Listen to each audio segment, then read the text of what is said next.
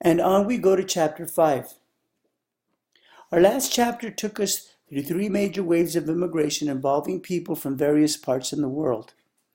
We saw how they did when they arrived and how their hosts here in the U.S. reacted to their presence. We also saw a major shift in immigration law from the use of the national origin principle to a more liberal policy after World War II. Our authors tell us that America has displayed a Dr. Jekyll and Mr. Hyde response to the various waves of immigration since its early days. The reactions of the natives depended on what the conditions were at the time of the new arrivals landing, as well as where they were from. The term xenophobia, the unreasonable fear or hatred of foreigners or strangers, fit nicely during those times where new arrivals were met by a cold shoulder and little compassion. Americans tended to hide behind the idea of nativism, the policy of protecting the interests of native inhabitants against those of immigrants during these times, fearing that their interests needed protecting. One example of this nativism was the anti-Irish sentiment that resulted as the numbers of Irish grew and their influence spread into the political arena. The implication here was that they probably weren't too bright and might let themselves be manipulated by corrupt entities. Their religion also was a cause of concern among the mostly Protestant Americans. The Germans fared no better. The xenophobic majority quickly labeled them as anti-American. As the U.S. struggled with the issue of slavery and the threat of civil war, new political parties like the Know Nothings and the Native American Party surfaced with anti-immigration agendas that they claimed would protect their rights and privileges. The Civil War became the great proving ground for those that came with the first immigrant stream. The resentment that they felt from the Americans subsided with their participation in the conflict. The second immigration stream brought new people and new fears. The new arrivals came in large numbers as the Industrial Revolution took hold and the former agrarian society took a back seat. The newcomers found themselves blamed for the issues that came with industrialization. The Chinese, with their physical and cultural differences, which Americans didn't understand, were targets for cruel racism. In one of our earlier chapters, we talked a bit about how the boundaries of race are set by social agreement. Visible and biological differences are major factors in determining those boundaries. The physical differences between Americans and the newcomers were quickly noticed, and the Americans began to surmise that their dominance was related to their biological superiority. Social Darwinism, the belief that dominant groups were dominant because they were more fit, became a major influence in how the natives treated the newcomers. As social Darwinism took hold, the debate between hereditarianism and environmentalism surfaced. Hereditarianism holds that differences between individuals or groups, including moral and intellectual attributes, are predominantly determined by genetic factors. Environmentalism is the belief that these same attributes are predominantly determined by environmental factors, such as surrounding, upbringing, or experience. Our authors mention Francis Galton, who asserted that heredity was the cause for the rise of those who were powerful and influential. They also mention the creation of the Binet-Simon intelligence scale as pressure mounted to restrict immigration during the second immigration stream. The wide use of intelligence testing in the U.S. Army greatly influenced the thinking of the day. The results of the tests affirmed the ideas of those who sought restrictions on immigration, with whites outscoring foreign-born whites and both northern and southern blacks. The work of C.C. Brigham further encouraged restrictions on immigration and discouraged racial mixing, with his claims that socioeconomic background didn't account for differences among groups and that heredity was the key factor. U.S. immigration policies reflected these beliefs. Eventually, environmentalism began to gain ground as research began to show that other factors beside heredity were also key in the differences in test scores. Even C.C. Brigham was forced to back off a bit, stating that his previous work lacked foundation. Research began to point to the influence of both heredity and environmental factors on test scores. As science advanced and research methodology became cleaner, scientists began looking at how previous studies might be skewed by various factors, such as how persons are identified as belonging to a group. There was also growing evidence that pointed to most races being highly intermixed and that biological differences cannot be the reason for differences in intelligence. While researchers like Charles Spearman argued that differences in test scores reflected what he called a single general intelligence factor, which was inherited, others, such as Thurstone, argued that intelligence consisted of numerous factors or abilities and that these needed to be measured in various ways. The idea that intelligence could be molded and influenced by a person's experience and learning began to influence public policy in the 1960s. In the 1960s, the pendulum took another swing as the work of Arthur Jensen came to light. His claim was that heredity was largely influential in determining intelligence. He asserted that this hereditary endowment accounted for 80% of the differences in test scores. His research focused on the differences between blacks and whites and identified genetic differences as the cause. Other scholars argue that environment had a direct influence even on inherited traits and that heredity may not affect populations living in different environments.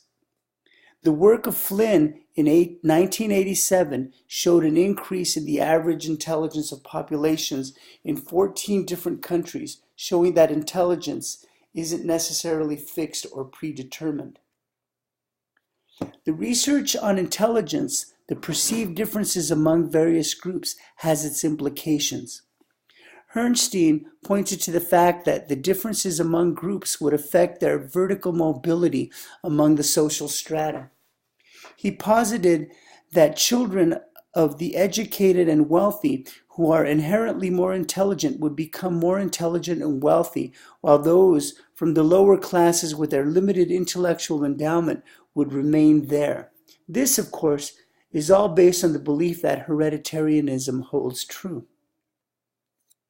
In their book, The Bell Curve, Herrnstein and Murray argued that socioeconomic status led to the creation of a cognitive elite.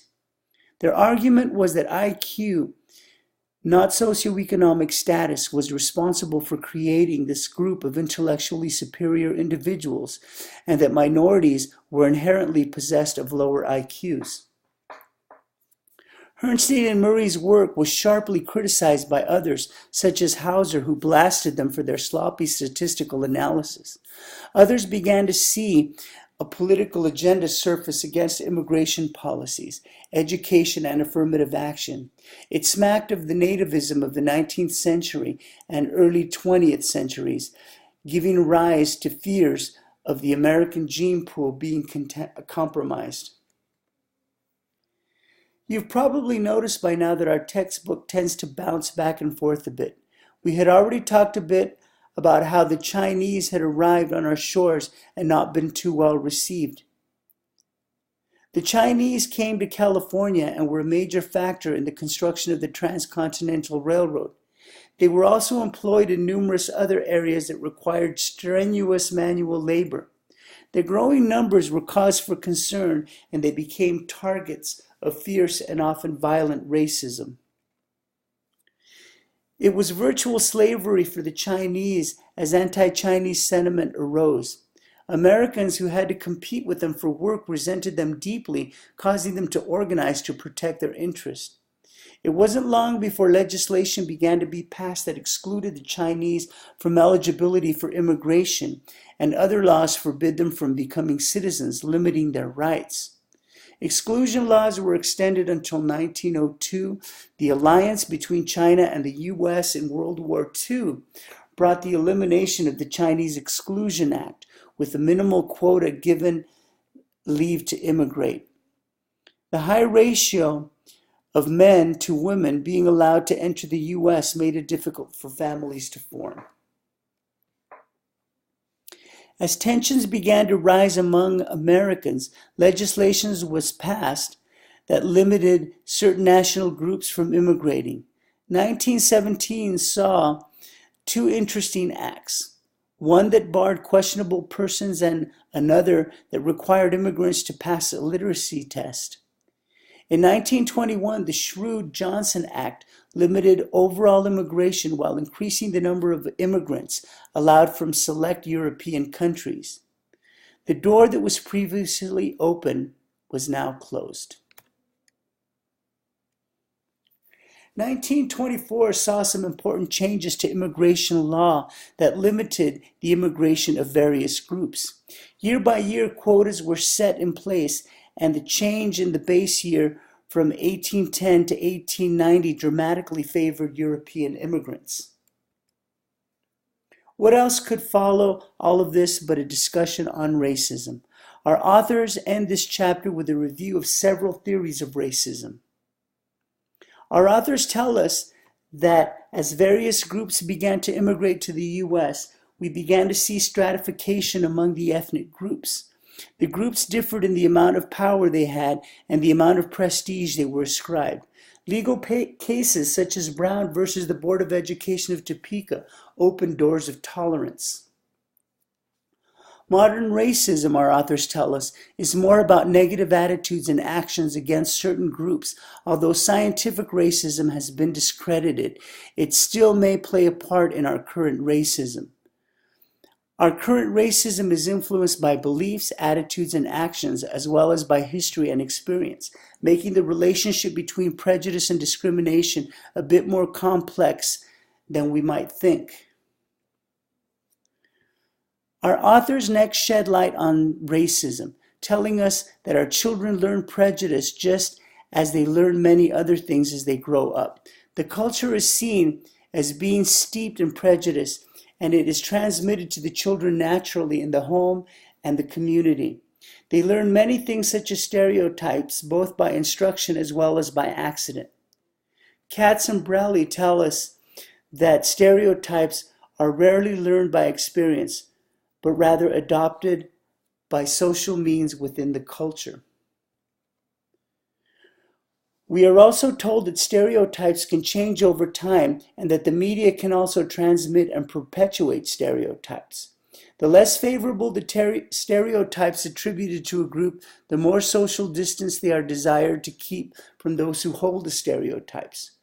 Bogardus' research showed that education, occupation, and location made very little difference in the social distance that groups desired from certain other ethnic groups. Our authors next take us into the realm of the social self-identity theory and the social identity theory. The social self theory has to do with how we grow up. When we are young, we are not able to see the world from the perspective of others. But as we mature and interact with others, we begin to see ourselves as belonging to a particular group. Next, we look at personality theories of prejudice. One of these theories holds that a person who is frustrated generally takes out his frustration on some sort of scapegoat or other targets. This theory sees prejudice as a form of coping with frustrations. Another theory links prejudice to having an authoritarian personality. Such a personality would predispose a person to being ethnocentric and prejudiced to outgroups. Next, we look at other theories of discrimination, starting with the situational pressured theory. Our authors explain that there is often a discrepancy between what a person believes and what he does. A person who behaves badly towards a member of a different group may simply be responding to social pressures rather than acting out a negative attitude. Our authors cite studies that show that discrimination is not always the child of prejudice. Our behavior may not always be a reflection of our attitude. We have a tendency to overestimate attitude where discrimination is concerned and underestimate situational factors that are often brought about by history between groups. Next, we are introduced to group conflict theories of discrimination. Noel tells us that power differences, competition between groups, and ethnocentrism usually lead to a system where one group dominates and another group is subordinate. This system stays in place because the dominant group profits in some way from it. Beck asserts that racism is kept in place in order to keep the working class where it is.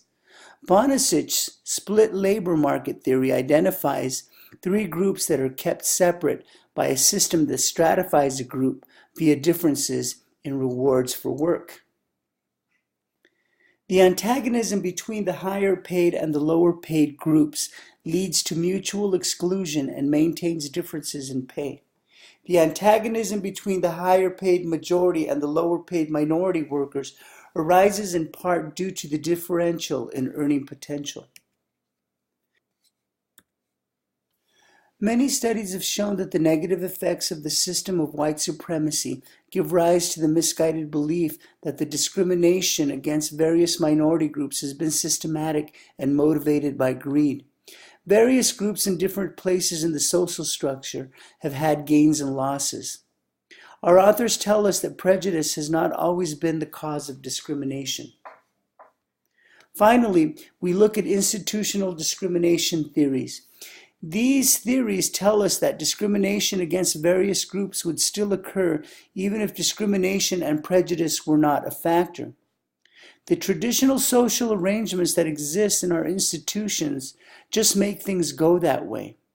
It doesn't matter how far we have come, white Americans still are not behind racial, economic equality, and members of minority groups feel that positive changes are not happening.